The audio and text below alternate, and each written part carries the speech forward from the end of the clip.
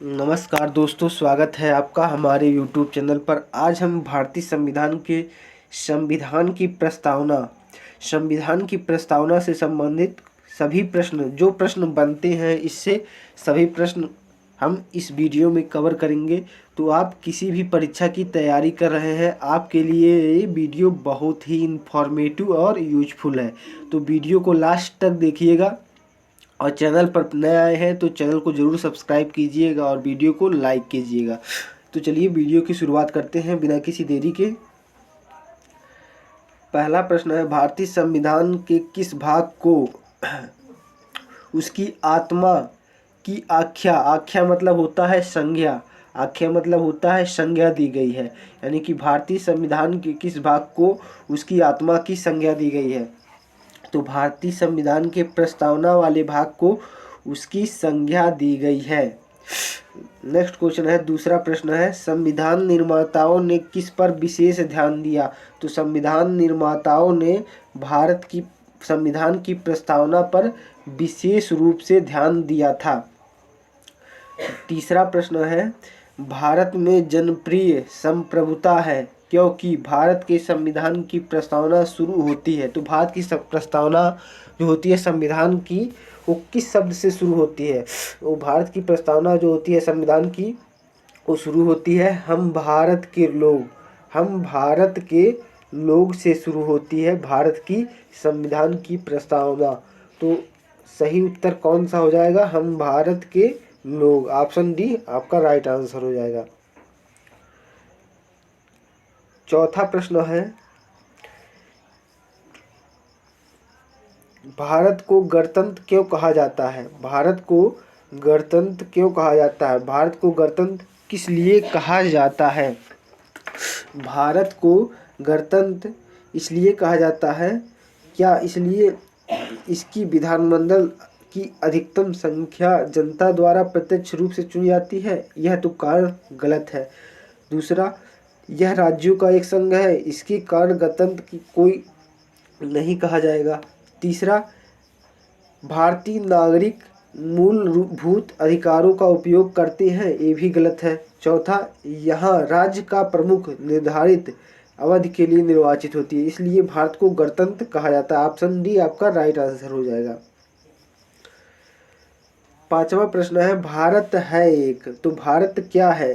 भारत क्या हिंदू राष्ट्र है। नहीं। भारत हिंदू मुस्लिम राष्ट्र है। नहीं। यानी भारत धर्मनिरपेक्ष राष्ट्र है, यानी कि संविधान के अनुसार भारत जो है वो धर्मनिरपेक्ष राष्ट्र है। छठवां प्रश्न है, धर्मनिरपेक्षता का क्या अर्थ है। तो धर्मनिरपेक्षता का अर्थ होता है राज्य सरकार द्वारा किसी भी धर्म को स्वीकार नहीं करना। राज्य सरकार द्वारा किसी भी धर्म को स्वीकार नहीं करना, यही धर्मनिरपेक्षता का अर्थ होता है। ऑप्शन सी आपका राइट आंसर हो जाएगा। सातवां प्रश्न देख लेते हैं। सातवां प्रश्न है, भारत एक धर्मनिरपेक्ष राज्य है, इसका मतलब है कि भारत एक धर्मनिरपेक्ष राज्य है, इसका मतलब क्या होगा।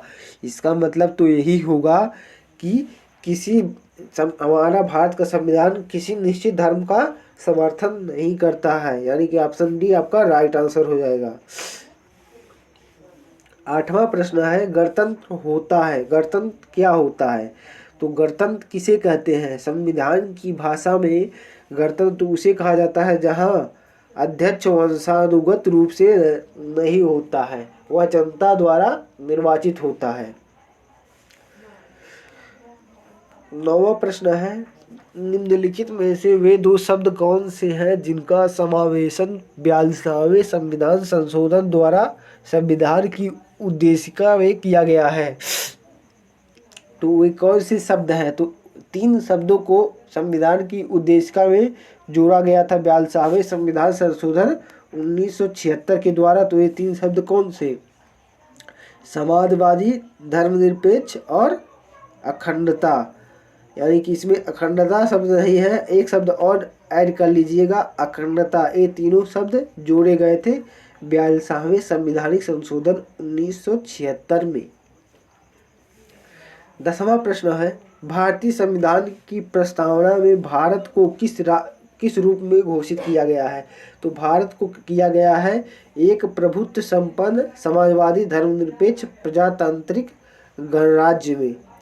एक संपूर्ण प्रभुत्व संपन्न प्रजातांत्रिक गणराज्य में भारत को घोषित किया गया है।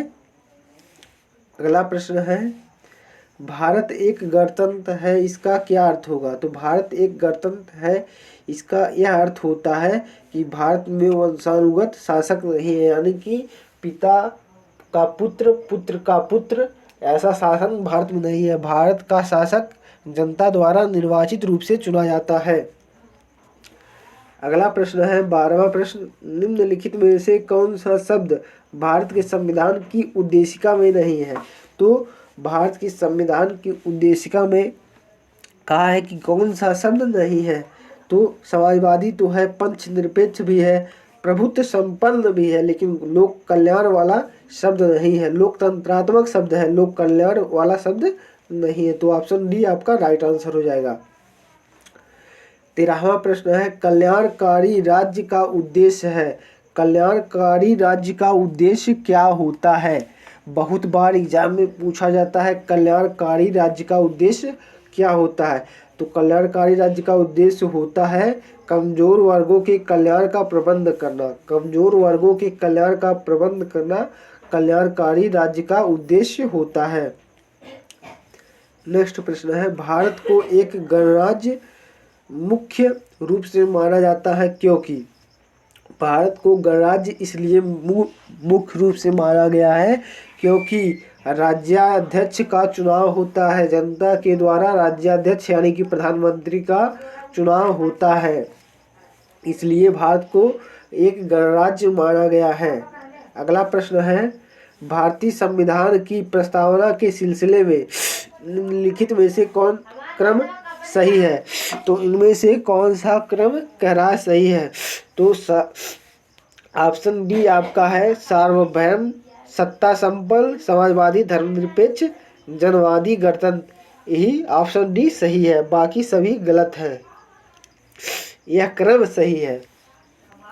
अगला है, संविधान की प्रस्तावना में प्रयुक्त शब्द सेकुलर, सेकुलर का अर्थ क्या होता है?